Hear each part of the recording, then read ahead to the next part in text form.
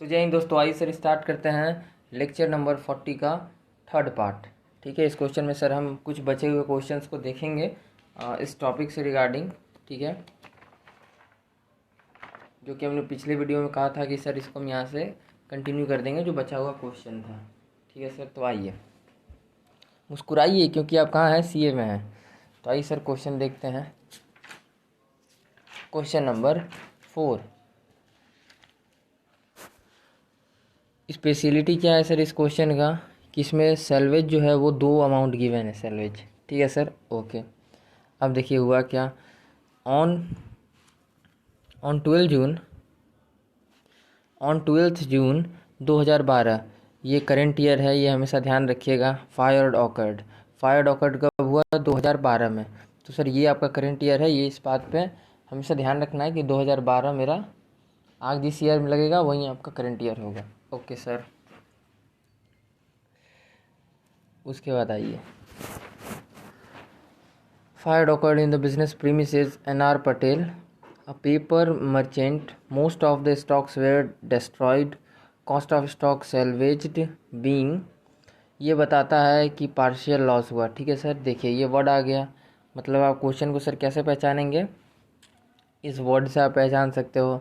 Salvage, ये क्या, ये डायरेक्ट आपको इशारा करता है सर, ओ लड़की आँख मारे कि ये क्वेश्चन किसका है, पार्शियल लॉस का है। ओके सर, तो बीइंग स्टार्टिंग में कितना था सर, देखिए अब यहाँ पे यही इस क्वेश्चन में एक स्पेशलिटी है कि cost of stock salvage being ₹11,200। ठीक है सर, ये तो एक अमाउंट है ही।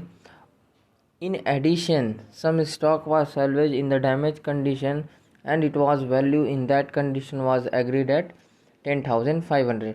तो ध्यान दीजिए यहाँ एक वर्ड लिखा हुआ है इन एडिशन, मतलब और भी कुछ ऐसा स्टॉक था जो कि रिकवरी हो जाएगा बेचने पर। ठीक है, तो वो अमाउंट कितना है सर, 10,500। ठीक है, तो आपको ये याद रखना है कि जब भी इस टाइप का क्वेश्चन में 2 सैलवेज अमाउंट गिवन हो, ठीक है, तो उसको आपको सर जी प्लस कर देना है।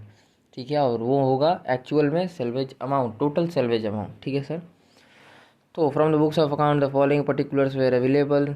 Number 1 is stock at the close of account on December 31 इतना 2011 वाज वैल्यू एट 83,500। ठीक है sir, closing year closing balance previous year का गिवन है ये।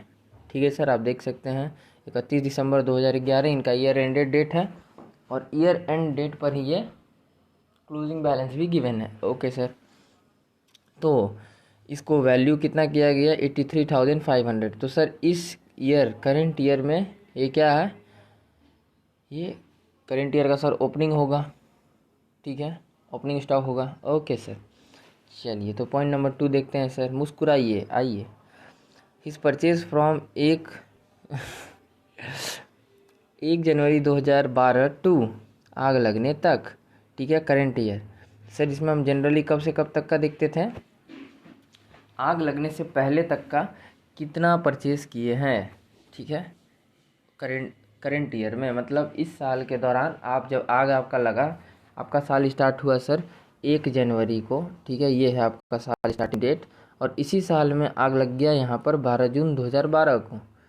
ठीक है सर, हमें इतना इन्फॉर्मेशन दिया गया कि भाई परचेज आग लगने से पहले तक कितना था, 1,12,000 and he sales during that period amounted to 1,54,000। ठीक है सर, ओके। तो सेल्स कितना है करेंट ईयर में सेल्स है सर 1,54,000, और परचेज कितना है करंट ईयर में, तो करंट ईयर में purchase 1,12,000। Okay sir, on the basis of his account for the past 3 years, if appears that he earns on the average a profit gross on sales। Sir average GP आपको दे दिया गया sir 30%। ठीक है,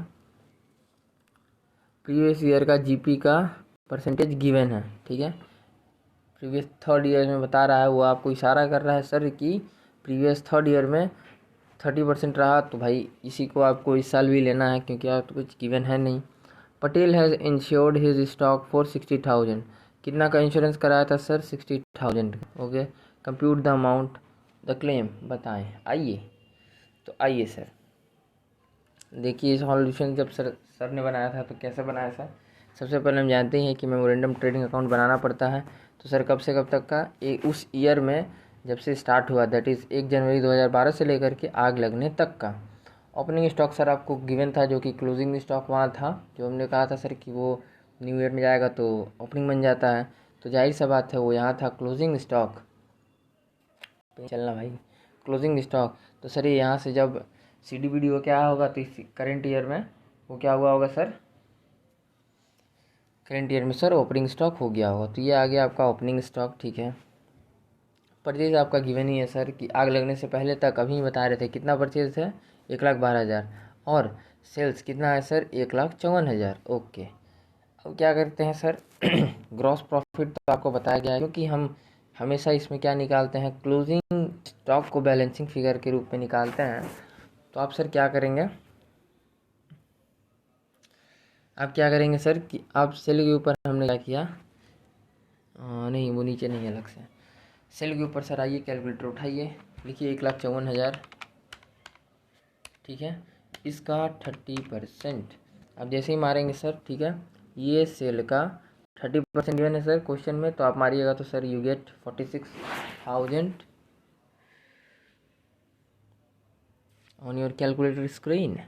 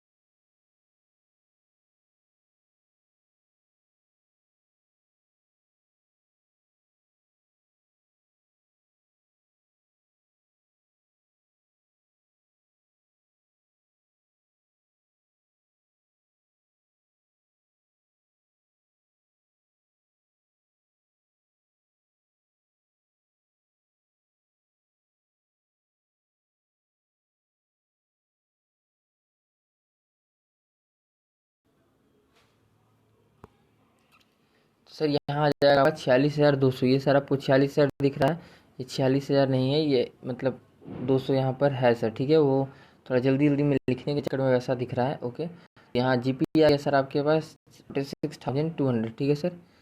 ये जो पहला zero है ये 2 होगा। ओके सर, और इस तरह जब सर आप इस साइड को जोड़ेंगे तो आप पाएंगे कैलकुलेटर के स्क्रीन पर कि 2,41,700 आएगा। और इसी को सर जब आप इसमें से सेल्स वाला पार्ट को जब आप कर दीजिएगा माइनस, तो you get sir your answer closing stock 87,700, जो कि बैलेंसिंग फिगर आ गया, ठीक है सर। ओके, अब आइए क्लोजिंग स्टॉक को कंपेयर करो किससे सर, सम इंश्योर्ड से। यही बताएगा कि एवरेज क्लॉज लगेगा कि नहीं। Since insured value is 60,000 which is less than closing stock, ठीक है, क्योंकि इंश्योरेंस था आपके पास सर सिर्फ 60,000 का, और क्लोजिंग स्टॉक से कम है जो कि है 87,700, so we would apply average clause for claim. Okay sir, तो आपको इस वजह से लगाना पड़ेगा, एवरेज क्लॉज लगाना पड़ेगा। फिर आइए सर स्टेप 2 के ऊपर कैलकुलेशन ऑफ क्लेम करेंगे। क्लोजिंग स्टॉक कितना है सर, 87,700, ठीक है।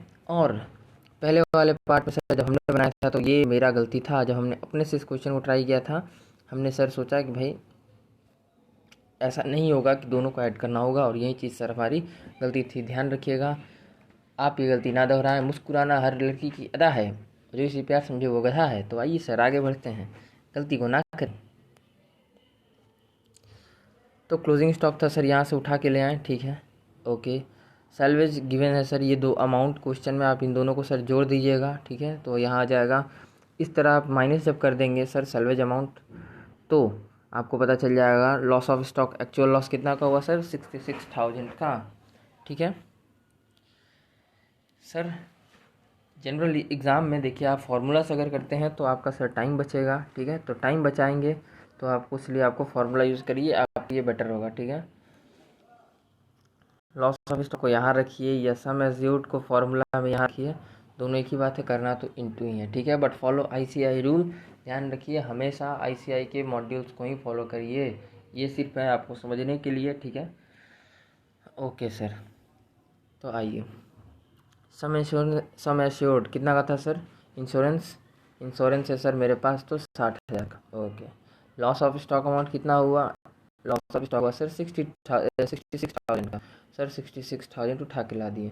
टोटल स्टॉक गोडाउन में कितना था सर, तो क्लोजिंग स्टॉक उस दिन आग लगने के टाइम में कितना था सर मेरे पास, टोटल गोडाउन में था मेरे पास सर 87,700।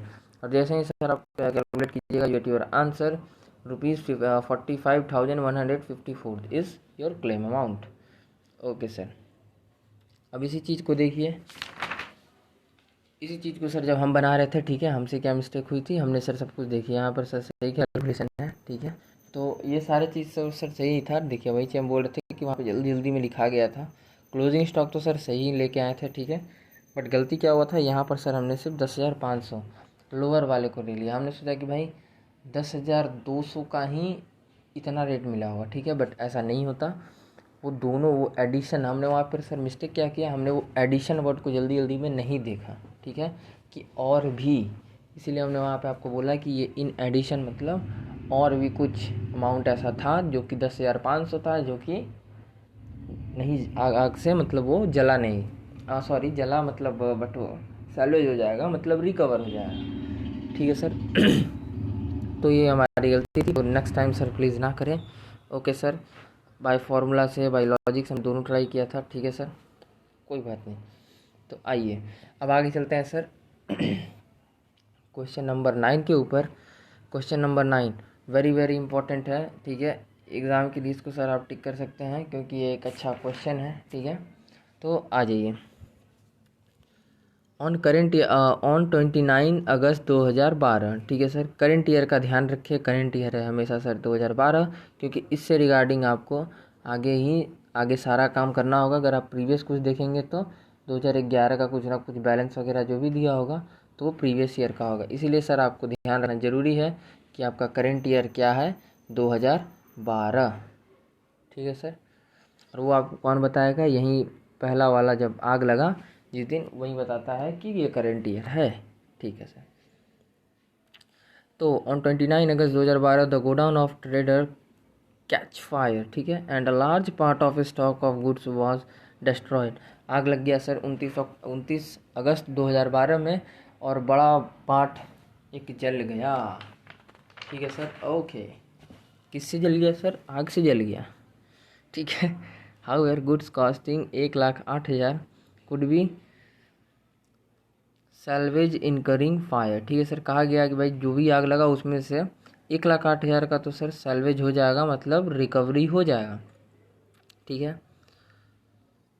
उसके बाद सर क्या कहें कि भाई इंश्योरेंस कंपनी को और क्या कहें कि incurring fire fighting expenses amounting 4,700 का लॉस ऑफ स्टॉक में ऐड करेंगे, ये भी क्लेम मिलता है, क्योंकि आग लगा तो हमने उस आग को कम करने के लिए जो भी फायर ब्रिगेड, चाहे कुछ भी फाइटिंग एक्सपेंसेस को फायर ब्रिगेड को कॉल किए वो आया, चाहे कुछ उस टाइप का तरीका यूज़ किए कि भाई आप लोग सब मेरे फैक्ट्री में जो आग लगाया बुझाने का ट्राई कीजिए, हम आप लोगों को कंपेंसेशन देंगे, जो भी उस टाइप का है, ठीक है सर। तो आग बुझाने के लिए आपने जो भी खर्चा किया, मतलब यही है कि आग को बुझाने के लिए आपने जो भी खर्चा किया, दैट खर्चा is called fighting expenses. Okay sir, ठीक है। तो ये लॉस ऑफ स्टॉक में ये भी आपका ऐड होगा, इसलिए सर ये लास्ट में लॉस ऑफ स्टॉक निकालने के बाद आप वहाँ पर ऐड कर दीजिएगा। ओके सर, अब आ जाइए, अब आप यहाँ पर देखिए सर, जो ऑरेंज कलर से है ये सब चीज़ सर प्रीवियस ईयर का है, और जो ग्रीन दिख रहा है ये सब करेंट ईयर का है, ठीक है सर। ओके, तो पढ़ते हैं 1 by 1। Cost of stock on 1 April 2011, ठीक है सर। ये प्रीवियस ईयर का ओपनिंग है, ओके सर, प्रीवियस ईयर का ओपनिंग है, ठीक है, यहाँ भी लिखा हुआ है previous year. Okay sir. Point number 2, previous year, ठीक है sir. Cost of stock on 31 March 2012। ध्यान दीजिएगा सर, यहाँ पर आपका फाइनेंशियल ईयर चल रहा है, मतलब अप्रैल से लेकर के 31 मार्च तक, 1 अप्रैल से लेकर के 31 मार्च वो ईयर है, ठीक है सर, फाइनेंशियल ईयर। ओके, तो देखिए ये क्लोजिंग है सर किसका, प्रीवियस ईयर का क्लोजिंग है, मतलब प्रीवियस ईयर का क्लोजिंग है, ठीक है सर। तो प्रीवियस ईयर का क्लोजिंग आपको दे प्रीवियस ईयर का क्लोजिंग दिया जाता है, ये हिंट है कि इसका यूज़ करके आपको जीपी निकालना है, ठीक है, and closing stock, GP and closing stock भी आपको निकालना है, वो सारी चीज़ें जो आप आगे करोगे। फिलहाल तो आप सर इस हिंट का यूज़ करके जीपी निकालोगे, ठीक है सर, ताकि आप आगे करंट ईयर का क्या निकाल पाओ, क्लोजिंग स्टॉक। ओके सर, देखेंगे सर, सब कुछ देखेंगे, मुस्कुराइए बस। Purchase during the year ended, उस ईयर का, ठीक है, प्रीवियस ईयर का परचेज कितना है 2012 में, ये आपको परचेज अमाउंट गिवन है, ठीक है sir. Purchase from 1 April 2000 to date of fire. अब देखिए करंट ईयर का बात स्टार्ट हो गया सर। करंट ईयर में जब आग लगा था, आग लगने से पहले तक 29 अगस्त को आग लगा सर, और आपका ईयर स्टार्ट कब हो रहा है, ईयर स्टार्ट हो रहा है सर 1 अप्रैल 2012 को। तो 1 अप्रैल 2012 से लेकर के आग लगने तक का सेल कितना है, सॉरी परचेज कितना है सर, परचेज है इतना। Okay. Cost of good distributed as sample for advertising from 1 April 2012 to date of fire, that is, ये भी सर करंट ईयर का है, इतना आपने किया था, ठीक है। एडवर्टाइजिंग के लिए सैंपल दिए, तो ये हमेशा परचेज में से लेस करना पड़ता है, ये ध्यान रखिएगा सर। ये कहाँ है, करंट ईयर में खर्चा है। तो करंट ईयर का मेमोरेंडम जब आप बनाइएगा, तो करंट ईयर में सर आपने जब भी एडवर्टाइजिंग सैंपल वगैरह बनाया तो क्या करते हैं, परचेज से लेस करते हैं। तो ये करंट ईयर का है, दैट इज़ 2012 का है। तो जब 2012 का आप मेमोरेंडम बनाएंगे तो सर वहाँ से आपको लेस करना पड़ेगा। इसके बाद आ जाइए सर अगला step, cost of good withdrawn by trader for personal use from 1 April 2012, ये का है सर, करंट ईयर का है। Okay, to the date of fire, purchase से माइनस करेंगे, क्योंकि ये क्या हो गया सर, पर्सनल यूज़, आपने ड्राइंग कर दिया भैया, तो परचेज से माइनस करेंगे। क्यों सर, क्योंकि इतना तो चीज़ भाई जो तुमने परचेज करके लाया था, ये सेल के लिए तो अवेलेबल ही नहीं हुआ, ठीक, क्योंकि आप निकाल लिए, आपने पर्सनल यूज़ कर लिया सर। तो आप जब उसको बाहर ही कर दिए तो भाई आपको परचेज से भी वो चीज़ गायब करना पड़ेगा, तब एग्जैक्ट आंसर आएगा। यस सर, क्योंकि ये सेल नहीं हुआ तो परचेज में दिखेगा, तो उल्टा ये एक्यूरेट जीपी कैलकुलेट आप नहीं कर पाएंगे। इसलिए हम क्या करेंगे सर, परचेज में से माइनस करते हैं, ठीक है, नेट परचेज लाने के लिए। ओके सर, और नेट परचेज लाएंगे, फिर वहाँ से हम अपना काम को आगे बढ़ाएंगे। तो आइए, sales for the year ended 31 March 2012, previous year का सेल कितना था, प्रीवियस ईयर का, यस सर, ध्यान दीजिएगा, sales for the year ended 31 March 2012। देखिए फिर से इसमें सर बीच में ही प्रीवियस ईयर का सेल भी घुसा दिया यहाँ पर 80 लाख, ठीक है। तो इसीलिए बोल रहे थे सर, हमेशा आपको ध्यान रखना है कि करंट ईयर आपका कौन सा है, 2012, ताकि प्रीवियस ईयर से रिगार्डिंग, 2011 से रिगार्डिंग जितना भी यहाँ पर आपको हिंट मिले वो सही तरह से उसको आइडेंटिफाई कर पाए, ठीक है सर। ओके, फिर आ जाइए, सेल्स फ्रॉम 1 अप्रैल से लेकर के आग लगने तक का, ये करंट सेल है 45,000, sorry 45,36,000। Okay sir. The insurance company also admitted firing expenses, ठीक है, इंश्योरेंस कंपनी का, ठीक है भाई, हम आपको एग्री हैं, हम आप रेडी हैं आपका ये फायर फाइटिंग एक्सपेंसेस देने के लिए, ठीक है। The trader had taken the fire insurance policy, insurance कितना का था सर, 9 लाख का, with an average clause. Check करें, देखिए हमेशा इस वर्ड का मतलब ये है कि एवरेज क्लॉज लगेगा नहीं, इसका मतलब ये है कि आपको सर चेक करना है, चेक करें कि एवरेज क्लॉज लगेगा या नहीं, ठीक है, वो चीज़ आपको ध्यान में रखना है सर। ओके, तो ये हो गया sir. Calculate the amount of the claim that will be admitted by the insurance company. कितना देगा इंश्योरेंस कंपनी क्लेम, बताइए। ठीक है सर, स्पेशलिटी क्या है कि यहाँ सिर्फ लिखा है फिर भी नहीं लगेगा, यही इस क्वेश्चन का स्पेशलिटी है कि सर यहाँ ये कैसा क्वेश्चन है, इसमें लिखा है कि यूज़ एवरेज क्लॉज, बट यहाँ सर लगेगा नहीं। ठीक है, तो एग्ज़ाम टाइम में सर ध्यान रखिएगा। तो आइए मुस्कुराइए सर, चलते हैं हम इसके अब सॉल्यूशन के ऊपर। सॉल्यूशन तो सर कुछ है ही नहीं भैया, सॉल्यूशन बहुत छोटा हो है सर जी। तो देखिए सॉल्यूशन क्या है सर। हमेशा चेक करें कि एवरेज क्लॉज लगेगा या नहीं। ठीक है, बिकॉज नहीं लिखा हो तो लगेगा ही, बिकॉज नहीं सॉरी, लगेगा या नहीं लगेगा, बिकॉज ज़रूरी नहीं है कि लिखा हो तो लगेगा ही। Yes, this is the important point कि हमेशा चेक करें कि एवरेज क्लॉज लगेगा या नहीं, क्योंकि ये बात ज़रूरी नहीं कि अगर लिख दिया वहाँ तो लगेगा ही। जैसे कि ये क्वेश्चन इसका जीता जागता एग्जाम्पल है सर। ठीक है, अब आइए ट्रेडिंग अकाउंट बनाएंगे सर प्रीवियस ईयर का। Okay sir, step 1 opening stock. देखिए सर प्रीवियस ईयर का क्या है, सबसे ऊपर दिया हुआ है सर 7,10,500, उठा के ले आए। सेल्स कहाँ है सर, सेल्स सबसे नहीं, स्टेप 2 स्टेप वाइज बताते हैं। ओके सर, स्टेप 1 ये था, ओपनिंग यहाँ लिख लिए। सेकंड में सर गए क्लोजिंग के पास, क्लोजिंग कितना है सर उस ईयर का, सेकंड लाइन में ही दिया हुआ है।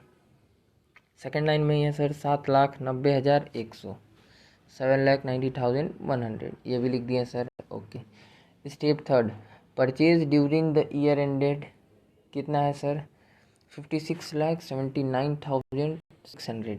कब का बना रहे हैं सर, प्रीवियस ईयर का। ठीक है, trading account for the year ended, ये कौन सा है सर, प्रीवियस ईयर है सर। तो क्या यहाँ पे आपसे नेट परचेज इसमें था वो कांड जो एडवर्टाइजिंग वाला बटा, चाहे जो ड्राइंग हुआ, नहीं। ध्यान रखिएगा ये कांड कहाँ का है सर, करंट ईयर का है। ठीक है, तो यहाँ पर इसका इफेक्ट कुछ आएगा क्या, नहीं आता।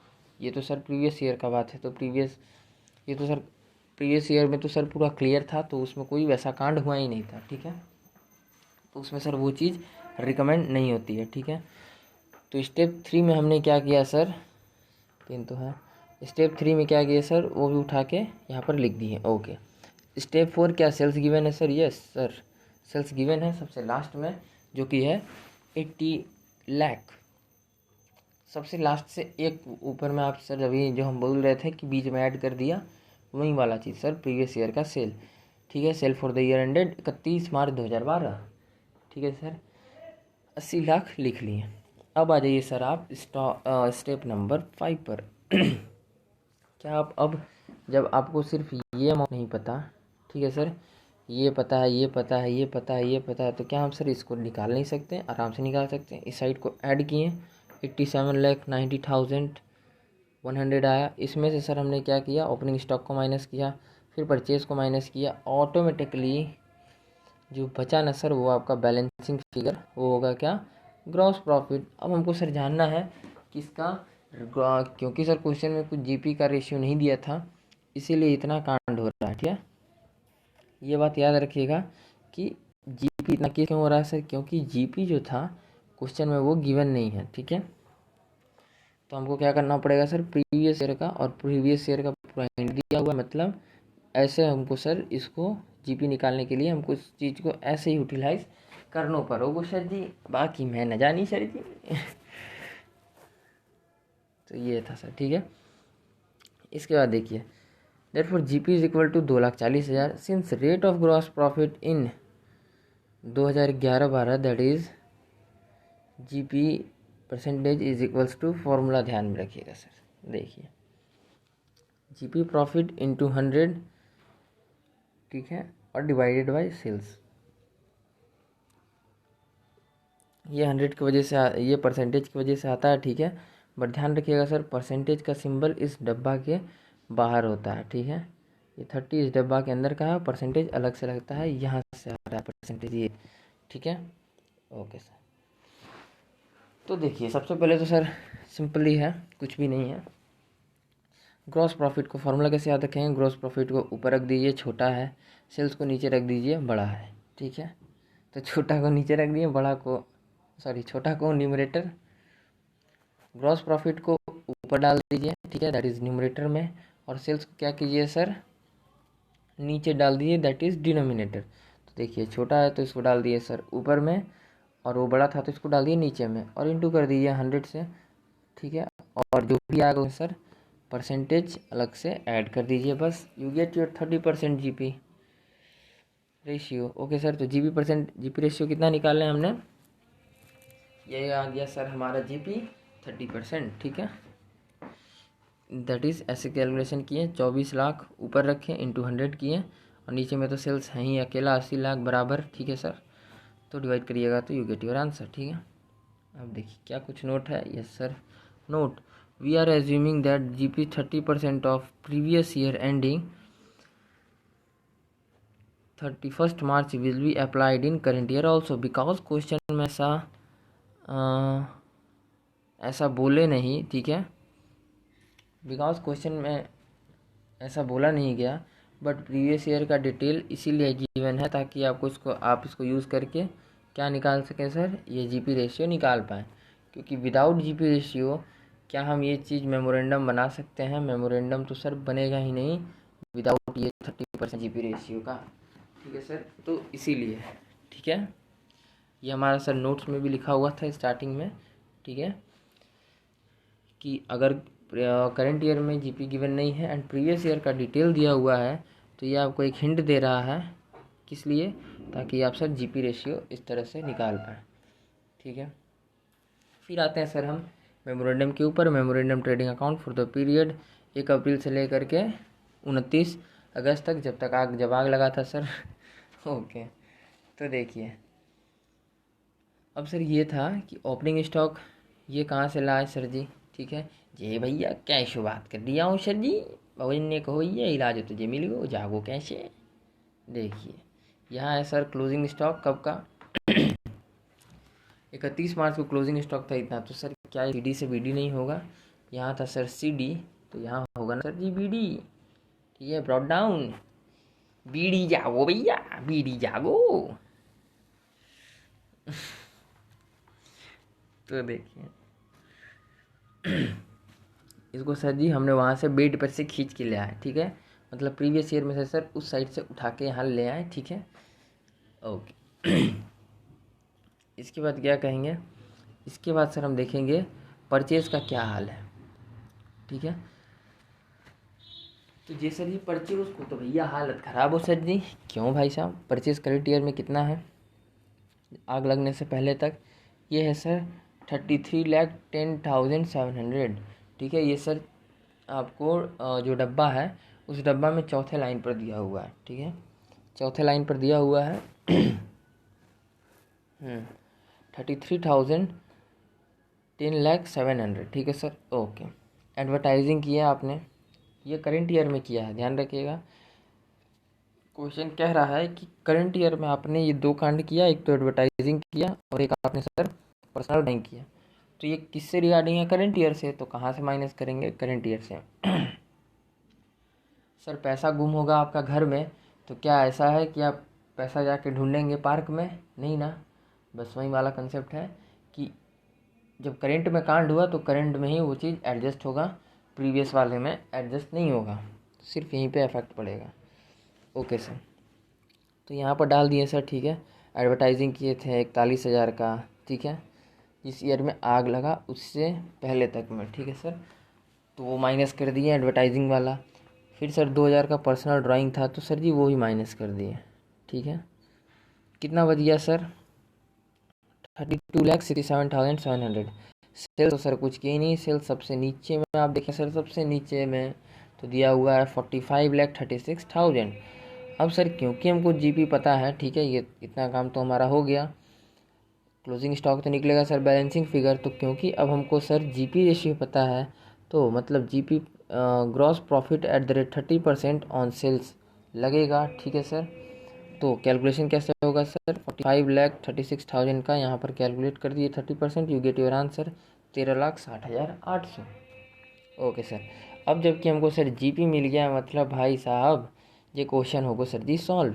इसको ऐड कर दिए, इतना निकाले, ठीक है। इसमें से सेल्स को क्या किए, माइनस कर दिए, ठीक है सर। जो बचेगा वो क्या होगा, ऑटोमेटिक वो क्लोजिंग स्टॉक बैलेंसिंग फिगर आ गया सर 8,82,600। ओके सर, जो भी कैलकुलेशन है वो आप साथ में करते जाइए, धीरे धीरे वीडियो को रोक करके, तो आपके लिए अच्छा है, ठीक है। आप अपने हिसाब से प्रैक्टिस कर सकते हो, ठीक है, नो प्रॉब्लम। अब आ जाइए सर नोट 2 के ऊपर, ठीक है। सिंस इंश्योर्ड वैल्यू कितना है, 9 लाख का। Since insured value insurance 9 lakh का ओ is more than value of stock as on 29 August 2012, ठीक है सर, जो कि कितना था 8,82,600। और आपने इंश्योरेंस क्या कराया है सर, ज़्यादा, ठीक है। So average clause will not be applied, मतलब सर इंश्योरेंस अमाउंट जो है, ठीक है, और इधर क्लोजिंग स्टॉक जो था टोटल वाला, ठीक है, तो यहाँ पर इंश्योरेंस क्लेम भारी पड़ गया, मतलब ज़्यादा हो गया, तो एवरेज क्लॉज लगेगा ही नहीं। एवरेज क्लॉज कब लगता है, जब क्लोजिंग स्टॉक भारी पड़ जाए, ठीक है सर। तो कंपनी बोलेगा भाई सर जी आपका तो, ठीक है, आपका तो सर कितना था, आपका तो सर इंश्योरेंस है 9 लाख का, तो जला आपका सिर्फ इतना ही ना, 8,82,600 सर दे देंगे, ठीक है। तो सर ऐसे होता है, इस नियम भी है जो कि अब तक हम सीखते आ रहे थे, ठीक है सर। तो अब देखिए number 2, calculation of claim amount. Closing stock कितना है सर, क्लोजिंग स्टॉक उठा के ले आए। वैल्यू ऑफ सैलवेज गिवन था सर ऊपर 1,08,000, ठीक है सर, ओके। जो भी आपका लॉस है, ये तो सर क्लोजिंग स्टॉक है, सॉरी शायद हम ये बोलते हैं क्या लॉस है, लॉस तो अभी सर आप कैलकुलेट कर रहे हैं ना, ये सर ये सिर्फ ये बताता है कि क्लोजिंग स्टॉक 8,82,600 था, तो इसका मतलब इंश्योरेंस आपके पास ज़्यादा हुआ, तो जो भी आपका लॉस हुआ होगा वो आपको पूरा का पूरा मिल जाएगा, ठीक है सर। तो अब हम करेंगे एक्चुअल लॉस कितना हुआ, तो calculation of claim amount. Closing stock ये सर उठा के ले आए, ठीक है, इतना था। वैल्यू ऑफ सेल्वेज मतलब इतना रिकवरी हो जाएगा 1,08,000।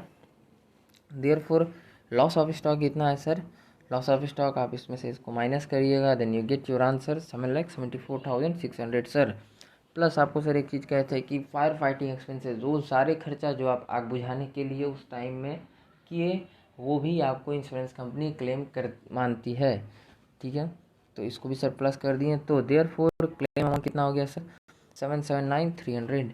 Therefore total amount, therefore claim amount is इतना 7,79,300। So total claim is equal to actual loss, जो भी आपका लॉस हुआ इतना अमाउंट का सर, ठीक है, क्योंकि इंश्योरेंस आपका ज़्यादा है और क्लोजिंग स्टॉक कम था, इसलिए आपको पूरा का पूरा मिल जाएगा, ठीक है सर। एवरेज क्लॉज लगेगा ही, पूरा का पूरा मिल गया, ओके सर। अब देखिए इसमें सर मिस्टेक क्या था सर, जब हमने इस क्वेश्चन को खुद से ट्राई किया था, तो भाई सर ये लिखते हैं, हाँ, पहला तो मिस्टेक ये सर कि हमने पुराना वाला ट्रेडिंग को बनाते टाइम में ये सर मेमोरेंडम यहाँ पे लिखा, जो कि नहीं लिखना चाहिए, ठीक है सर, पुराने वाले में नहीं लिखाता है, ठीक है। बाकी सर यहाँ पर जीपी रेशियो में ये फार्मूला को यूज़ करने टाइम में, ठीक है, फर्स्ट टाइम सर गलती हो गया था, तो ये सर ऐसे कट गया था, ठीक है। हमने क्या किया था सर, सेल्स को ऊपर लिख दिया, ओहो, हमने सर इसका इतना निकालते हैं, तो इस वजह से सर ये गलती आ गया, ठीक है। तो ध्यान रखिएगा ये कहाँ होता है, ऊपर, ये होगा ऊपर ऊपर, और ये होगा नीचे। सेल्स है डेनोमिनेटर और जीपी है न्यूमरेटर, छोटा है मतलब समझ लीजिए ऐसे कि छोटा भाई तो छोटा भाई को ऊपर, और ये बड़ा भाई तो बड़ा भाई को नीचे, ओके, ठीक है सर, ऐसे जागो भैया। बाकी और इसमें सर कोई प्रॉब्लम था नहीं, ठीक है। बाकी वहाँ पे ही जब देखिए अगर गलत आएगा आंसर, तो सर क्लेम अमाउंट भी उल्टा सीधो निकलोगे सर जी, बाकी मैं ना जानी भैया, ठीक है। तो देखिए यहाँ क्या हुआ, insured amount is 9 lakh which is less than closing stock.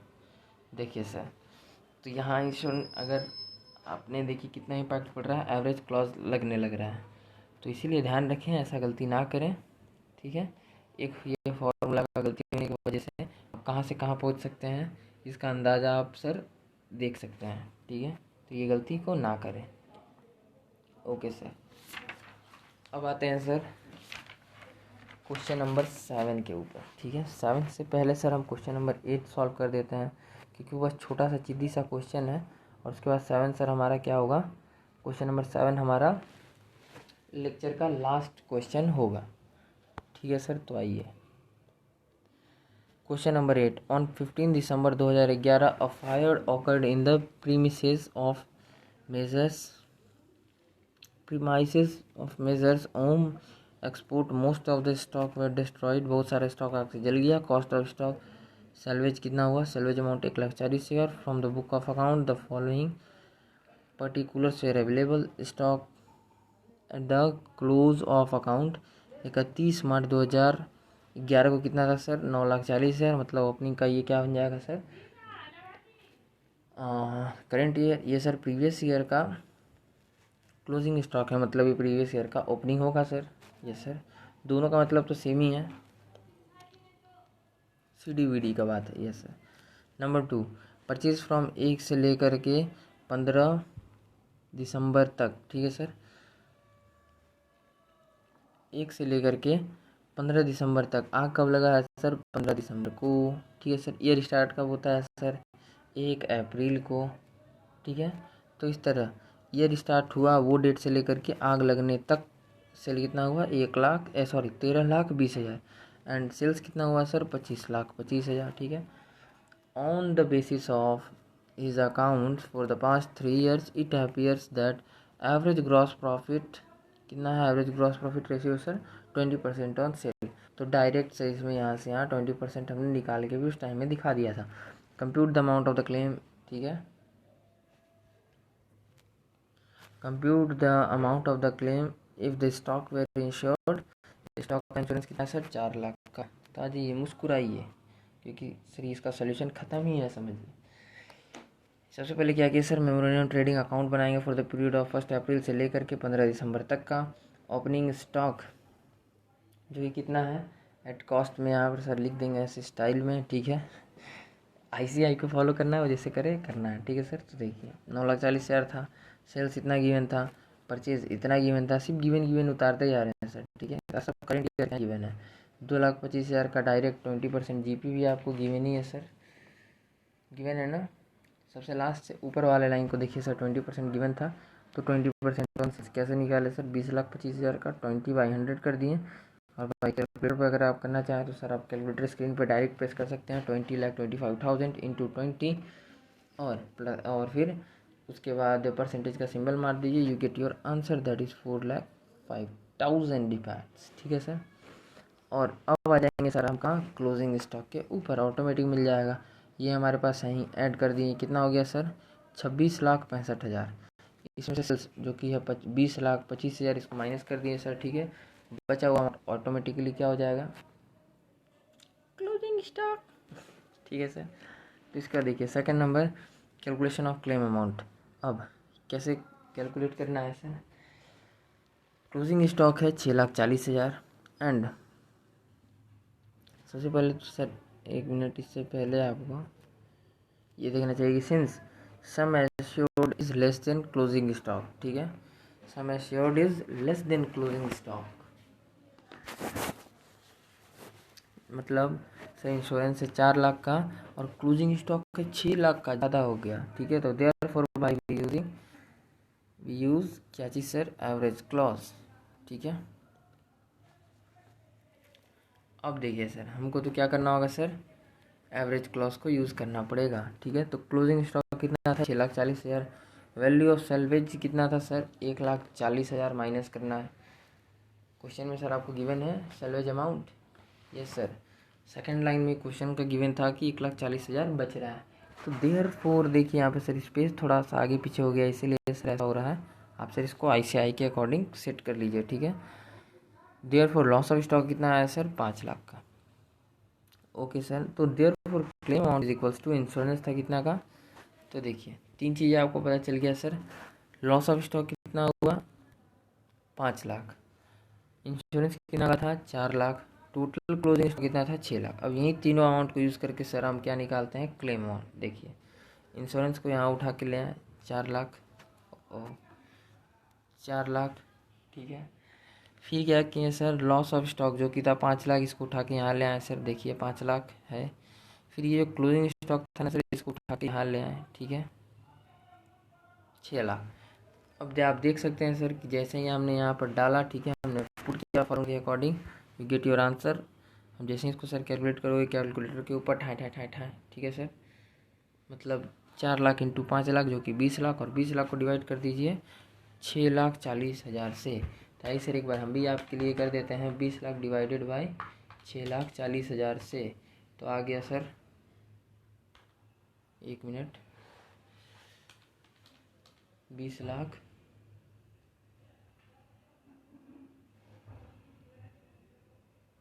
Is divided by 6,40,000। ये मेरा कैलकुलेटर क्या हो गया यार,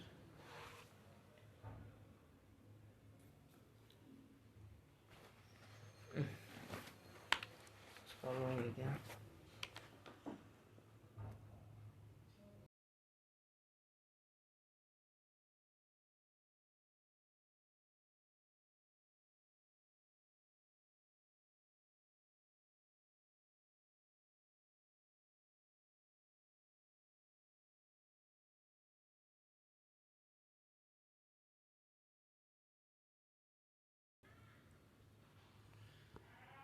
तो इस तरह से सर, नहीं 20 लाख नहीं, सॉरी डायरेक्ट कर दिए।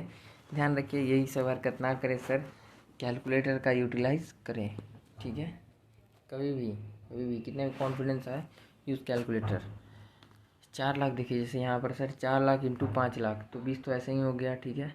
तो ये सर ऊपर जाएगा अमाउंट, ठीक है, और जो भी अमाउंट आपकी कैलकुलेटर पे है उसको आपको सर डिवाइड कर देना है डायरेक्टली 6,40,000 से। यू गेट योर आंसर, ठीक है, रुपीज़ 3,12,500, ठीक है सर। तो ये था हमारा क्वेश्चन नंबर 8 का solution.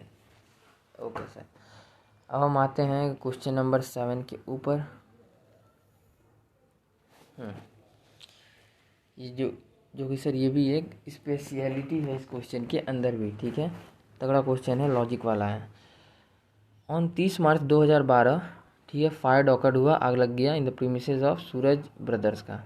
The concern had taken insurance कितना का था सर, 60,000 का। भी subject to average clause, check करें कि एवरेज क्लॉज लगेगा कि नहीं। From the book of accounts from following available relating to the period 1 जनवरी से लेकर के 30 मार्च 2012, ठीक है सर। क्या हुआ कि सर ये कौन सा ईयर है, आप यहाँ देखिए कैलेंडर ईयर है, ठीक है। 1 जनवरी से पीरियड स्टार्ट ही हुआ था और आग लग गया था 30 मार्च तक।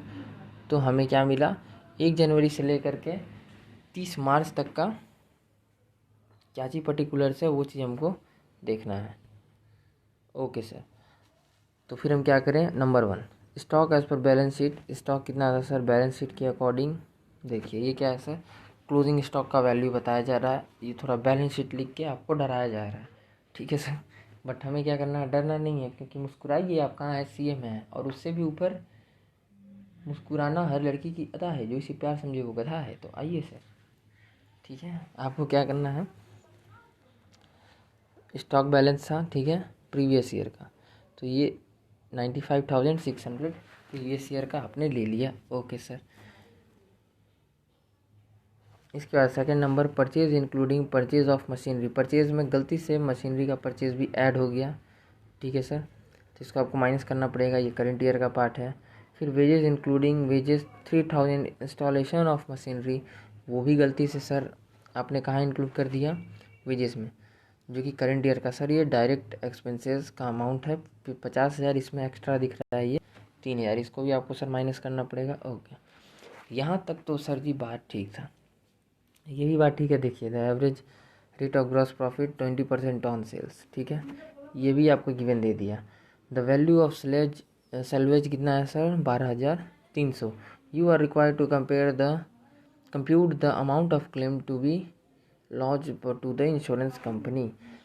इतना तो सर एकदम इजी है, ठीक है, कोई भी प्रॉब्लम नहीं है। स्पेशलिटी कहाँ है सर इस क्वेश्चन में, यहाँ है, ये पॉइंट नंबर 4 पे। Sales including goods sold on approval basis amounting to 49,500. 49,500 मतलब इतना अमाउंट का सर ऐसा सेल था आउट ऑफ कितना 2,75,000 में से, ठीक है सर, 2,75,000 में से आपने कुछ ऐसा सेल किया, ठीक है, दैट इज़ 2,75,000 का तो सर टोटल सेल है, इसमें से 49,500 का हमने कुछ अप्रूवल बेसिक पे सेल किया, जिसमें से no approval has been received in respect of 2/3 of the goods sold on approval, ठीक है। तो जिसमें से अप्रूवल कितने पे नहीं मिला सर, 2/3 पे अप्रूवल नहीं मिला, मतलब अप्रूवल मिला किस पे सर, 1/3 पार्ट पे, ठीक है। तो इस चीज़ को सर आप कैसे समझ सकते हैं, तो देखिए मान लीजिए 49,500 अमाउंट था, अप्रूवल बेसिक पे सर हमने सेल किया, तो अप्रूवल बेसिक पे जो भी आप सेल करोगे अगर आपको अप्रूवल मिला तो वो सेल मान्य होता है, और अगर वो अप्रूवल नहीं मिला तो इसका मतलब तो सर वो सेल ही नहीं हुआ, अप्रूवल मिल गया मतलब वो बिक गया, अप्रूवल नहीं मिला मतलब वो बिका ही नहीं। तो अप्रूवल कितना भी मिला सर 1/3 है, और अप्रूवल कितने पे नहीं मिला मतलब कितना नहीं बिक पाया 2/3।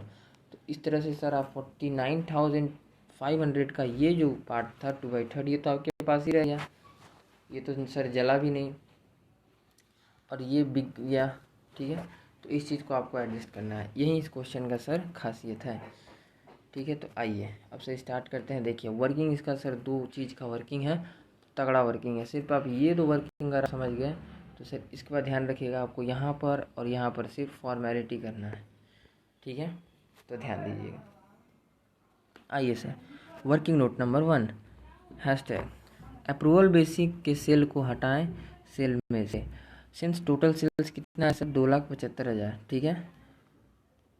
1/3 पर अप्रूवल आ गया तो वो सेल का पार्ट है, मतलब 49,500 का एक पार्ट, ठीक है, 1/3 जो कि है 16,000, ठीक है, जो कि है सर 16,500 ओनली ये तो सर मान लिए कि चलो ठीक है ये तो खैर सेल हो गया, तो ये सेल अमाउंट में रह सकता है, क्योंकि इस पे सर क्यों रहेगा सर, क्यों क्यों सर इसके साथ नाइंसाफ़ी नहीं भैया। देखिए सर ये भैया कहा होगो सर जी ये 16,500 को अमाउंट बिक गो, सेल हो गो, मतलब अप्रूवल मिल गो सर जी, मतलब सेल हो गो, ये गो तो ये भैया सेल हो गो मतलब सेल में जागो ना भैया, ओके।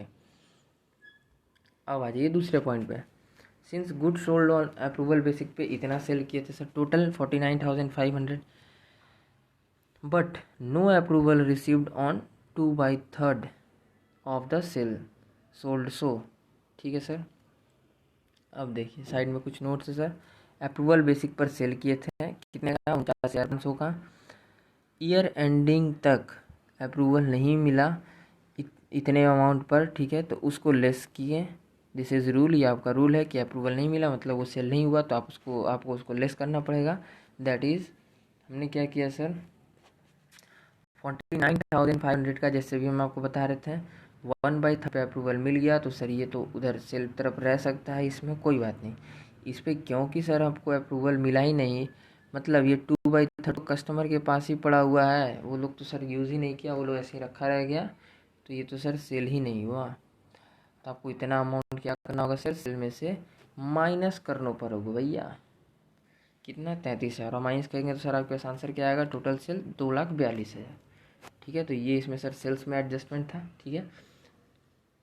2,75,000 टोटल अमाउंट था, जिसमें से इतना का सेल नहीं पाया और ये 16,500 का सेल हो गया, तो ये हो गया तो ये इसमें रह सकता है, ठीक है। ये 49,000 का एक पार्ट जो कि 16,500 ये हो गया तो इसमें रह सकता है, बट 49,000 का ही ये दूसरा पार्ट, ठीक है, जिसमें से कितना था सर, जो कि मतलब दूसरा पार्ट का मतलब जो सेल नहीं हुआ, कितना सेल नहीं हो पाया 49,500 अमाउंट का 2/3 पार्ट, ठीक है सर। ये कैटेगरी सेल नहीं हो पाया क्योंकि इस पर अप्रूवल नहीं मिला। सेकंड पार्ट बोले मतलब ये मत समझिएगा, कैटेगरी वाइज है, ठीक है। देखिए 49,500 का ये कैटेगरी, ये दूसरा कैटेगरी, ठीक है। एक कैटेगरी में एक थर्ड पार्ट 16,500 का बिक गया तो ये सेल्स में चला गया, और सेकंड कैटेगरी में ये जो 33,000 था 2/3 पार्ट नहीं बिका तो ये सर माइनस किए, और इस तरह से हमने आंसर लाया, ओके सर। अब देखिएगा ये सेकंड वाला वर्किंग सर, ये इसमें सबसे ज़्यादा इंपॉर्टेंट है, इसको तो सर आप डायरेक्ट भी कर सकते हो, वहाँ पर कोई बात नहीं, बट ये वाला को सर ध्यान में रख के हल्का सा भी इसमें मिस्टेक करेंगे तो सर आंसर कहीं से कहीं और आपको लेके चला जाएगा, ये इंपॉर्टेंट है। Working note number 2, closing stock में से अप्रूवल बेसिक सेल को हटाएं। ठीक है सर, अब मान लीजिए कि सर ये जो अप्रूवल बेसिक वाला सेल है, ठीक है, अप्रूवल बेसिक, तो सर क्योंकि ये सेल नहीं हुआ, ठीक है, तो मान लीजिए जब आप इसको सर निकालेंगे, ठीक, तो क्लोजिंग स्टॉक आपका बैलेंसिंग फिगर आएगा 89,000। देखिए 89,000 कैसे आएगा सर, ऐसे आएगा। नहीं, इसको समझते हैं, फिर वर्किंग नंबर 2 को देखते हैं, तब आपको शायद सर समझ में हम अच्छे से समझा पाएँ। तो देखिए ओपनिंग स्टॉक इतना गिवन है सर क्वेश्चन में 95,600, ये भी सर सिंपल था। परचेज 1,70,000 गिवन है, जिसमें से मशीनरी का परचेज 30,000 माइनस कर दिए, ये भी सिंपल है। वेजेस है 50,000 का, जिसमें से installation cost of machinery 3,000 minus कर दिए, 47,000 आ गया। सर जी ये भी सिंपल हो भैया, ठीक है, ओके सर जी। अब देखिए सेल्स तो था सर 2,75,000 का, अभी हमने देखा कि नो अप्रूवल रिसीव्ड ऑन कितना पे, इस तरह सर हम बोल रहे थे, आप डायरेक्ट भी निकाल सकते हैं 49,500 का, क्योंकि उधर तो सिर्फ आपको समझाने के लिए वर्किंग था। ठीक है सर, तो अगर इंस्टीट्यूट मांगे तो वो वर्किंग दीजिए, अगर इंस्टीट्यूट ना मांगे तो आप सर उसको फिर अपने से ट्राई कीजिए संभालने का। ठीक है सर, अपने माइंड में उस चीज़ को, you are the best in your mind, अपने माइंड में सॉल्यूशन कीजिए। फिर इस तरह से सर 49,500 को आप 2/3 कर दिए। ठीक है सर, क्योंकि इतना पार्ट पे अप्रूवल नहीं मिला, जो कि 33,000 माइनस कर दिए, तो sir you get your answer 2,42,000। Okay sir, balancing figure किए, क्लोजिंग स्टॉक मिल गया। अरे सर मज़ा आ गया, मज़ा आ गया। अरे सर जी इतना भी आसान क्वेश्चन ना हो भैया। इधर आपने टोटल किया 3,31,000, इधर आपने ये सेल का अमाउंट पार्ट माइनस कर दिया। ठीक है सर, 2,42,000, और ये क्लोजिंग बैलेंसिंग फिगर आ गया। ठीक है सर, जीपी कैसे निकाले सर? ओके सर, तो देखिए 2,42,000 का 20% जीपी सबसे लास्ट में गिवन है क्वेश्चन में, पॉइंट नंबर 5 कि जीपी है 20%, तो सर सेल का 20 मतलब कुछ नहीं बोला जीपी, और नहीं बोला है इसमें 20% ऑफ सेल्स, तो सर सेल्स का ले लिए, जो कि आएगा 40,400। ओके, अब देखिए सर जो वर्किंग नंबर 2 है उसका रोल है यहाँ पर। क्लोजिंग स्टॉक तो था 89,000, बट यहाँ पर सर माइनस करेंगे 26,400 ओनली, तो आपका आंसर आ जाएगा क्लोजिंग स्टॉक 62,600। सर ज़िंदगी में माइनस सर इसको क्यों नहीं कर दिए सर? क्योंकि सर ये कहाँ है सर, इसको कर देते हैं। नहीं सर जी, इसको आप नहीं कर सकते हैं, ये अमाउंट आपको कैलकुलेट करना होगा, वो भी आएगा वर्किंग नंबर 2 से। तो इस पॉइंट को आप समझने के लिए सर आ जाइए, पहले समझाते हैं फिर वहाँ तक जाएंगे। तो देखिए क्लोजिंग स्टॉक कितना है सर, बैलेंसिंग फिगर आया अभी आपने देखा 89,000, इसीलिए हम बोले कि पहले हम उसको डिस्कस कर लेते हैं, फिर समझाएंगे तो ज़्यादा समझ में आएगा कि 89 कहाँ से आया। ओके सर, तो ये भी होगा including 2/3 of goods on approval. ठीक है सर, यहाँ पर ये भी होगा इसमें, यस सर। तो इसमें बिकॉज ये ओनली सेल में से हटा है, अभी सिर्फ ये कहाँ से हटा सर, अप्रूवल बेसिस, जिसका सेल आपको, जिस पे आपको अप्रूवल नहीं मिल रहा था, ये कहाँ से हटा, सिर्फ और सिर्फ सेल में से हटा है, बट ये अभी भी परचेज में होगा, ओपनिंग में होगा। ठीक है सर, एंड जीपी इसमें तो होगा नहीं। ठीक है सर, जीपी में मतलब नहीं है, ये तो सर बात का बात है। ठीक है, जीपी में है नहीं। ठीक है, ये सारे पॉइंट को सर सही से पढ़िए, इसी सब में सर राज छिपा हुआ है, थोड़ा सा सर माइंड के ऊपर जोड़ दीजिए। देखिए परचेज में है, ओपनिंग स्टॉक में है, ठीक है, बट जीपी में तो सर इसमें तो नहीं होगा। क्या इसमें होगा? नहीं, क्योंकि ये जीपी क्या होता है, जीपी का मतलब ही है क्या सर, करेंट ईयर में अगर ये अमाउंट सेल हुआ रहता तो ही इस पर कुछ जीपी कमाए रहते हैं, ये सेल हुआ तो इसके अंदर तो कुछ ना कुछ जीपी जरूर होगा। 20% 16,500 का 20% जीपी होगा, जो कि ऑलरेडी इसमें इंक्लूड होकर निकल जा रहा है। ठीक है सर, 48,500, थोड़ा एडवांस लेवल पर समझा रहे हैं। ठीक है सर, समझने की कोशिश कीजिएगा। बट जब ये सेल नहीं हुआ तो जीपी किस पे है, 20% ऑन सेल, और हमेशा जीपी सेल पे ही निकलता है। तो जब ये सेल ही नहीं हुआ तो इसमें जीपी होगा क्या? नहीं सर, 20% जीपी भी इसमें नहीं होगा। ठीक है सर, तो हम क्या किए देखिए, जीपी का अमाउंट इसमें से हटाएंगे सिर्फ। देखिए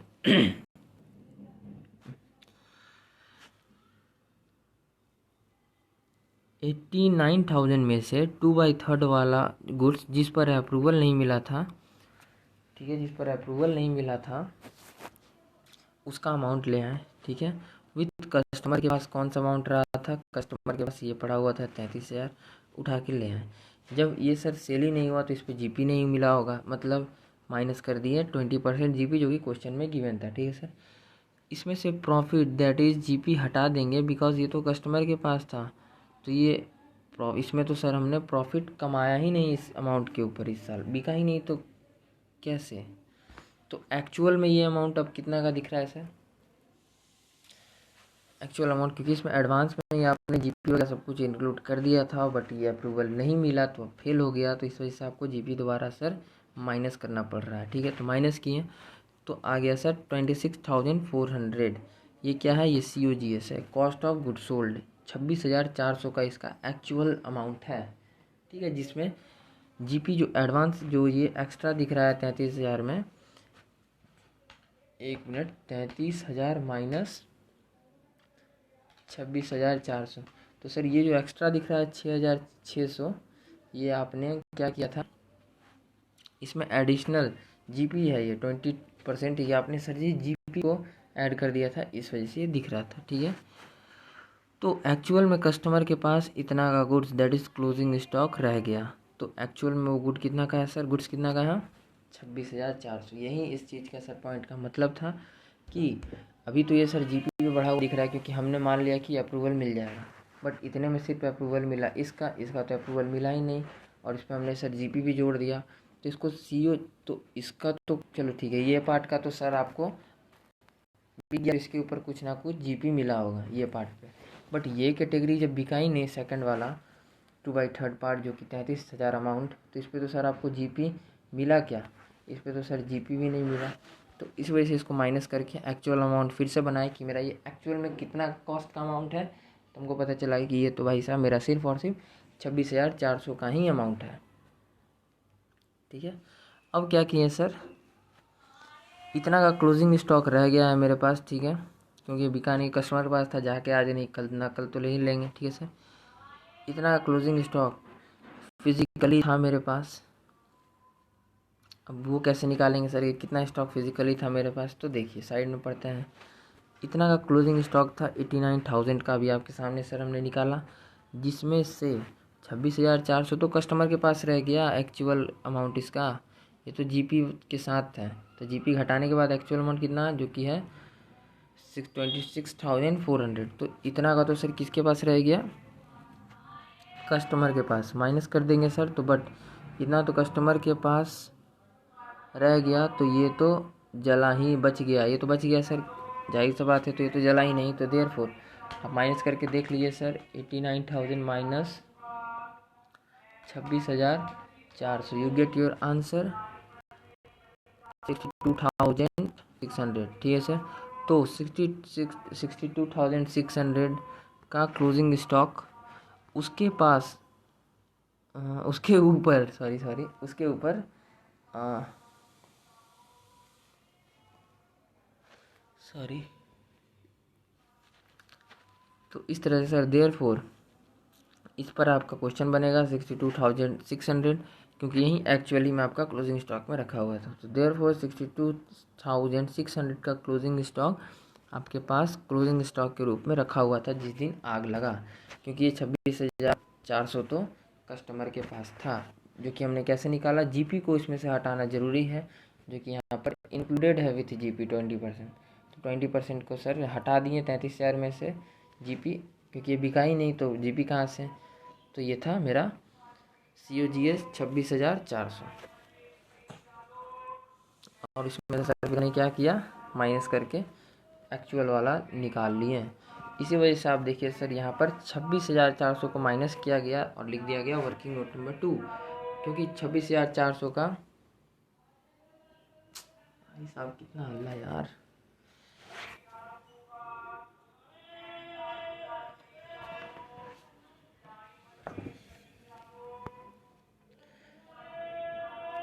तो इस तरह सर 26,400 जो कि कस्टमर के पास रह गया, ठीक है, इतना का गुड्स जो कि मेरा COGS था, तो इसको तो ये तो सर जला ही नहीं, आग इसमें लगा ही नहीं, ऐसे ऐसे करके आग लागो ही ना भैया। तो इस गुड्स को माइनस कर दिए क्लोजिंग स्टॉक इतना में से। तो मेरे पास उस दिन जिस दिन आग लगा कितना क्लोजिंग स्टॉक होगा सर 62,600। अब आ जाएंगे sir calculation of claim amount. Closing stock इतना है 62,600, वैल्यू ऑफ सैल्वेज कितना है सर 12,300। ठीक है, ये कहाँ था सर, क्वेश्चन में गिवन है सर, सबसे लास्ट लाइन माइनस कर दिए। देयरफॉर लॉस ऑफ स्टॉक कितना हुआ सर 50,300।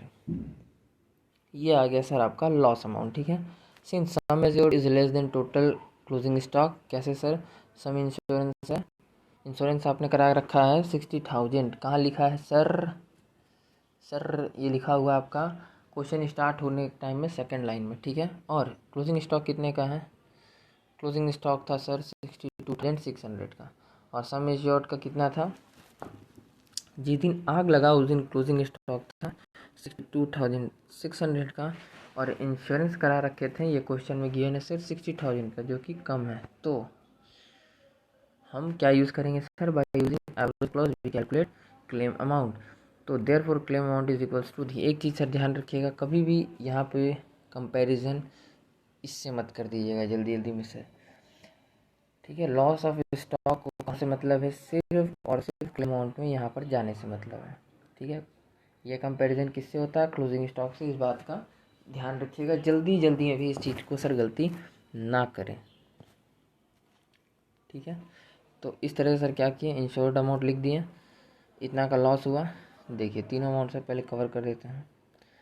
क्लोजिंग स्टॉक कितना का है, एक्चुअल लॉस इतने का हुआ, और इंश्योरेंस है इन अमाउंट का, इंश्योरेंस यहाँ से उठा के ले आए, एक्चुअल लॉस को यहाँ से उठा के ले आए, और क्लोजिंग स्टॉक ऊपर से उठा के आए। मतलब इतना का इंश्योरेंस था बट इतना जला, और टोटल इतना क्लोजिंग स्टॉक रखा था। ठीक है, तो देयरफॉर ये आ गया सर 48,211 रुपया क्लेम अमाउंट। ऐसा प्रैक्टिस करो कि अगला अमाउंट क्या होगा तुमको ये स्टेप पहुंचाएगा सॉल्यूशन के पास।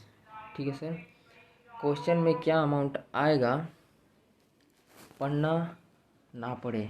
ठीक है, रिक्वायरमेंट के अकॉर्डिंग यूज़ करते जाओ इन एग्ज़ाम, कब क्या आएगा ये पता होना चाहिए।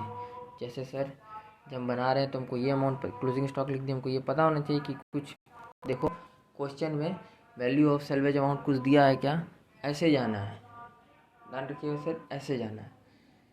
इस टाइप से अगर आपका प्रैक्टिस हो कि वैल्यू ऑफ सैल्वेज, तो आप क्वेश्चन जाके देखिए कि हाँ 12,300 क्वेश्चन में गिवन है, तब लॉस ऑफ स्टॉक। फिर इंश्योरेंस अमाउंट कितना है, ये आपको आपका माइंड में होना चाहिए कि यहाँ पे अगला स्टेप क्या आएगा मेरा, हमको इसमें से वैल्यू ऑफ सैल्वेज को माइनस करना है, यहाँ पर इंश्योरेंस से कंपेयर करना है, इतना आपका प्रैक्टिस लेवल होना चाहिए सर। और ये अमाउंट तो सर ऑटोमेटिक आपके पीछे झक मार के आएगा। ठीक है, ऐसा प्रैक्टिस चाहिए सर। ठीक है, तो ये था हमारा क्वेश्चन नंबर 7 और 8 तो सर हमने डिस्कस कर ही दिया। ठीक है, बाकी हम 5 क्वेश्चन नंबर को कंटिन्यू करेंगे लेक्चर नंबर 41 से। ठीक है सर, तो ये था हमारा लेक्चर नंबर 40 का लास्ट पार्ट, जो कि था पार्ट नंबर 3। ठीक है सर, तो मिलते हैं अगले वीडियो में, तब तक के लिए जय हिंद जय भारत।